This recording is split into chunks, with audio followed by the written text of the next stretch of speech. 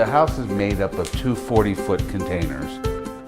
They didn't understand it at first. They didn't realize I was building with containers. In the permitting desk, when I showed up with the plans, she finally said, "Oh, you're building this with shipping containers. I've never heard of this."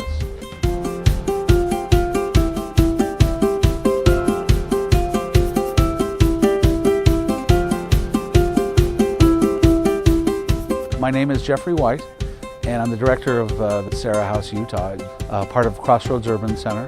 We're a local nonprofit in Salt Lake City. It's a very small structure. We've only 640 square feet. A lot of people are saying, I'd rather live in something smaller. Biggest is not the best thing. I don't need all of this space. I'd rather have something small. Henry David Thoreau and Walden Spawn, it's still a much besought, place for riders to visit, and look what he did in that small space. This is an affordable home. We wanted to keep it on the affordable lower level scale. For our poor seniors, some of these folks are living in terribly old, dilapidated, manufactured housing, and those things are just not habitable. They're just like to replace them. Everybody sees these shipping containers and they know how much they cost, and they're saying, geez, can we do that? I'm one of those unrepentant idealists. And rather than sit there and throw stones and rocks, I actually, come up and do it.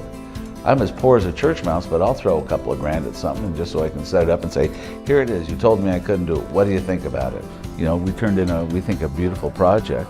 People are asking immediately, going, where can I buy this? How can I buy this? How can I get this?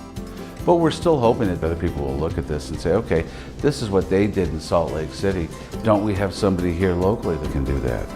And I'll spend Saturdays, usually 3.5 hours talking with people all throughout the world, asking me questions, how I did it, how they can introduce something like this in their community. And they'll know that there's somebody out there that's willing to listen to what some people would refer to as a crazy ass idea.